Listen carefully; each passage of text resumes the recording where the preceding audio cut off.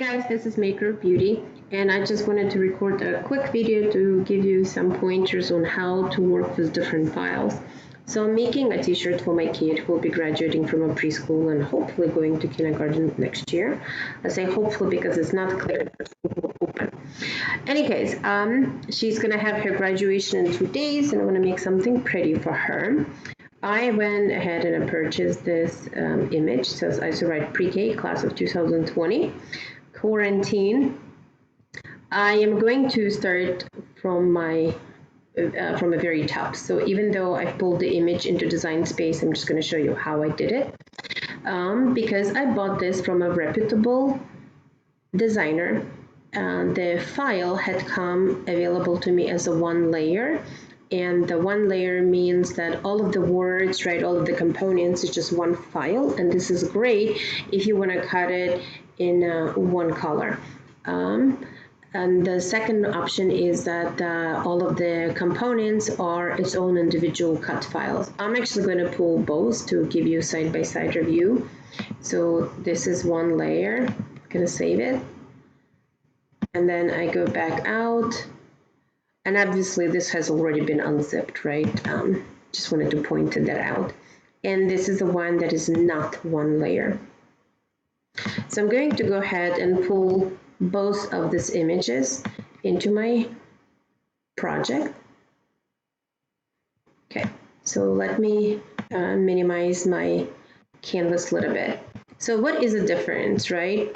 Well, this one is truly a single flat file. See how when you look on your menu on the right hand side, you don't have a single component available to you to tinker all around. Like for example, if you wanted to do I survived in one color and a pre-K in a different color, you would have to use either contour tool or you would have to use the slice tool. So we're going to close this, not close it, but hide it, just so that it's not taking up space.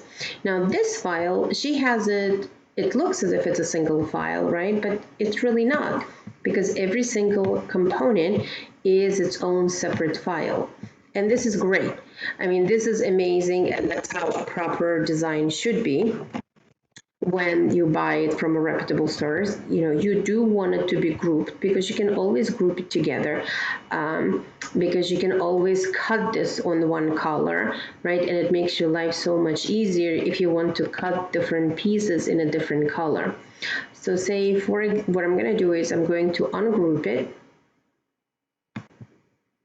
and I'll show you what I do to help myself to keep everything organized and make sure that my file doesn't start falling apart.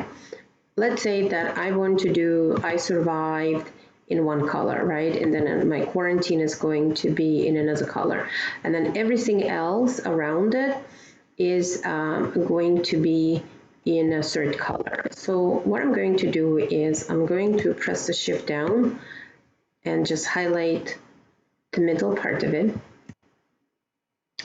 And I'm going to carefully look to make sure that my stars got caught inside of the selection as well, and they did. And how can I tell? Well, everything that is a light gray color versus a darker color, that tells me that this has been selected. This one had not been selected. Plus I have my blue lines. So what I'm going to do is I'm going to group this together. And the reason I want to group it is because all of the components now are going to stay together. It's just a little bit easier to maneuver, a little bit easier to deal with.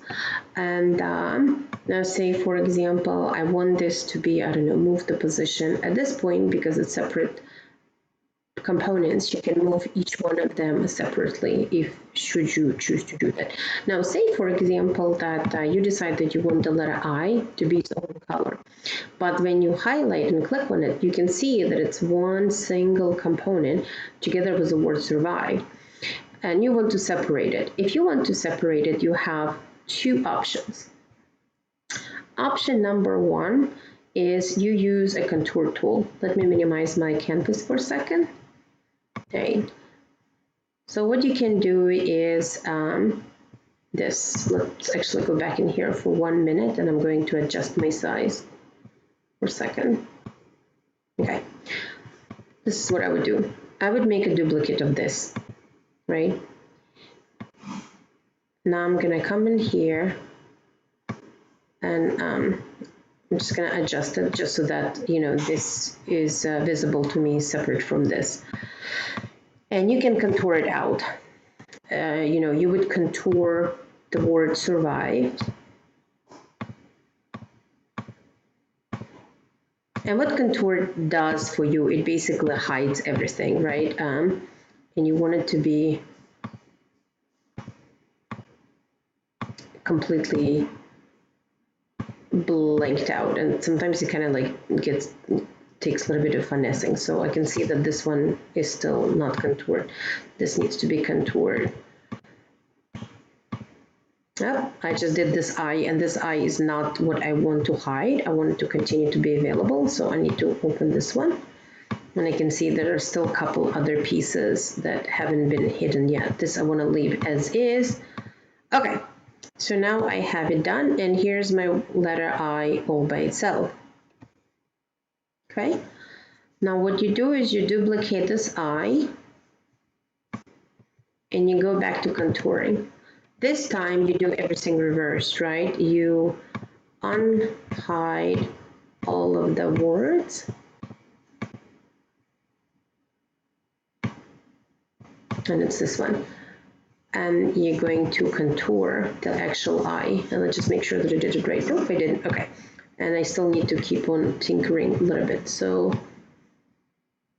let me go from here. I think it'll be a little bit easier. So I will tell you that this is a bit of a drawn out process, and it's not the most efficient way of doing things, and I will show you a better way of doing it. But I am demoing it because I want you to get a sense of what the tool looks like. So I see that I still need to go back, and I need to unhide this, and I need to unhide that. I need to unhide this completely, and that. So did I do it? No, I still missing something off. Okay, well, when you see everything for real life, I believe this was Rego. Now I got it. Okay, and so here's the word I survived all by itself, right? And now you have two separate components. So what you do is you align them, and the way you align them is you highlight everything all together, and then you come to your alignment, and you want to align it on the bottom. So we're going to look for the alignment on the bottom, and it looks like I already put it in a pretty good alignment. So at this point, all you do is you move this out. Now, for simplicity's sake, you can actually group it. That's going to be a little bit easier for you to move it, and you replace it back in here, position it, adjust it however you want it, ungroup it, and then set each piece to different colors. So let's say, oh, by the way, I also want to tell you something. When you make your design, right, you can set like your canvas color to blue. You do not have to cut it on a blue. I mean, you can put in black and I'll still cut, right? The coloring scheme inside the design space is for your own visual help, but it does not actually read what color you have on your mat.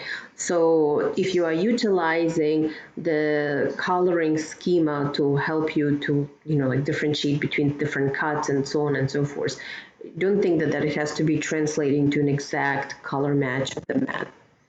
Right, and let's put this one in blue, just so that like it tells me that it's going to be printing it on a different mat.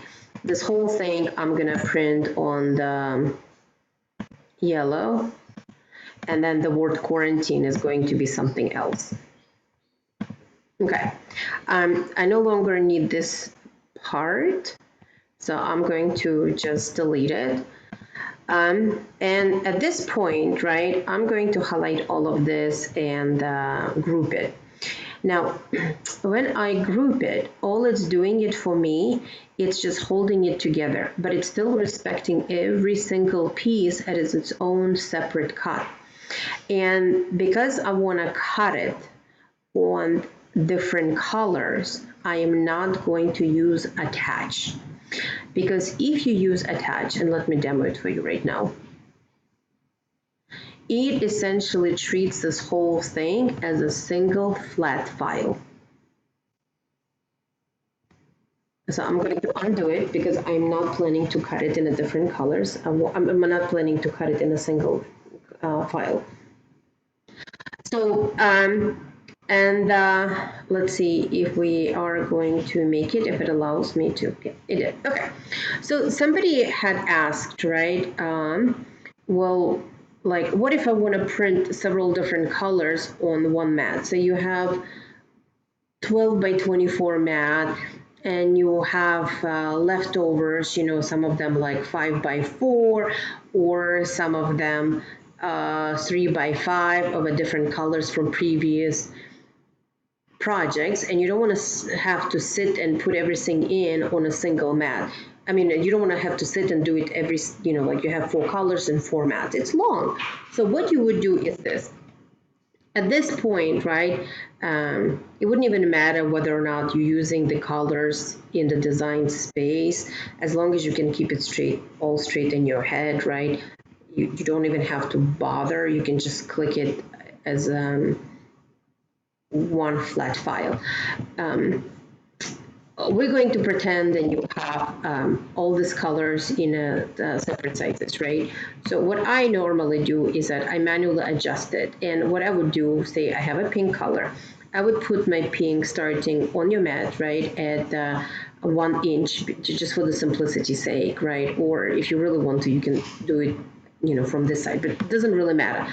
So let's say, you know, I'm gonna have my pink, you know, sit at this, and that's exactly what I would put it in, and I would manually move it.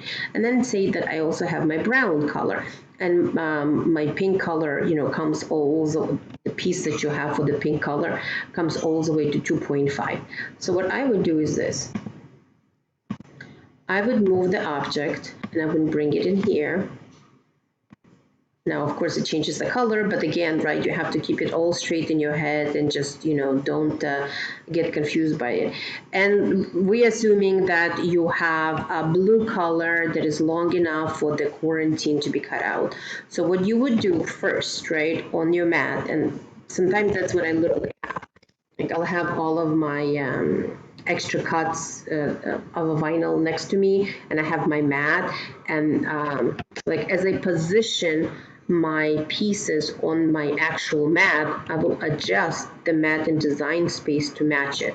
And so let's pretend that on my table right now, I put my blue color vinyl at you know, 1 point. I always do it at 1 inch because it's easier for me to keep it straight that way, but you know, you don't have to.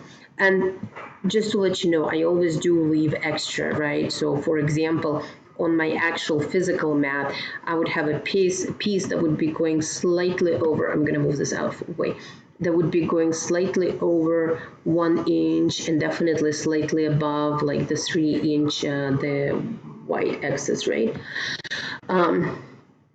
So like that covered my blue piece. And then let's say that this whole thing, right, the class of a pre-K, again, I have it cut in a different color. Now, what you should notice is that, you know, the class of pre-K, right, 2000, that all got bent out of the shape, so to speak, right? I mean, like, this is not how you wanted to cut it. And the reason to that is because we grouped this portion instead of attaching it. So what I'm going to do is go back to my design, and I'm going to select all of this very carefully to make sure that I don't pull in my survive and a letter I. Okay, and I'm just going to quickly take a look at, and looks like it grabbed a whole lot more than I wanted to. So I'm going to undo it. I apologize for the phone this but there is a bit of what's happening in my house, but I don't want to undo this video, so I apologize. Okay, so what I did was ungroup it, and I'm going to highlight all this part, and I'm going to attach it. When you do the attach, it will help exactly how you have all of the pieces set. And that's why when you go back to remake the paragraph, it's actually going to have set exactly how you see it. It's no longer going to have 2000 moved out of the way. So we're going to click on to make it. Again, right, the machine, the software has automatically, uses best logic and it put everything per color for you, but we're going to pretend that we have all those, 3 by 5 and 4 inches of extra colors. So, our orange one looks good. We're going to move the quarantine.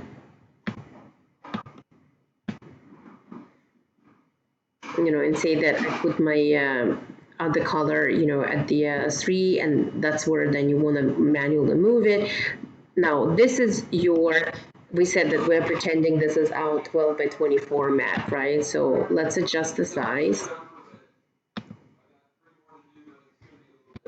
Once you adjust the size, because you did a midway project, it's going to move everything for you, so which is unfortunate. But any case, so go ahead and just readjust it to remember, right, to match it how you have it on your mat. So for example, say you truly had 3 inch by 2 inches, which I do have a lot of extra vinyl cuts like that, and you could put the other piece right in here. It really depends on how big your cuts are and the space that you have. Now notice how this is all staying by itself, and we're still going to bring it back in here. It changes the color, but that's perfectly fine. Don't let it confuse you, because the colors that you see here does not have to translate to the colors that you have on your mat, right? I mean, this could be green, yellow, and purple, and it's not like the software is going to say uh-oh, I see that you got a purple on your physical mat, but in your virtual mat you have a pink. I'm not going to cut. It's not going to happen. Okay, and then you have the last piece, and because you're on a 12 by 24, you definitely have the space. You put it all on the top, and this one you drop it on the bottom. And looks like, the reality is that you didn't even need to have it 12 by 24. You'd still be able to put everything by 12 by 12 mat. But that, of course, right, has to do with how big of your leftover vinyl that you're trying to adjust. I mean, is it if it's a 5 by 9 inches, then you wouldn't necessarily be able to get all of your colors on one mat. So, and from that point on, you just would click it on continue. If this is HTV, it's like if you're working with a glitter HTV and you had to mirror it, you would mirror it. You would follow whatever the rules you have to follow. One thing to be very careful about is this, right? Say, for example, you are planning, you have the leftover vinyl pieces that you're trying to cut it all at once on one mat. If you have a glitter vinyl versus, say, a vinyl that doesn't require you, I think pattern 1, you don't have to glitter, right? I mean, you don't have to mirror. You wouldn't be able to put them on the same mat the way I just showed it to you, because if you mirror it, it's going to mirror everywhere. So that's just something to remember. So I hope that's very helpful to you guys. I myself actually am going to be cutting it in 2 colors. I'm going to be cutting this whole thing in holographic vinyl, and this one is going to be cut in glitter vinyl. My holographic, I believe, requires mirror. I have to go back and read it. I always make sure that I refresh myself for the specs of the product before I cut. In that regard, the paper is much easier. I hope you guys found it very useful, and I will be combining this with my upload for the actual my product later on. Thanks, and bye for now.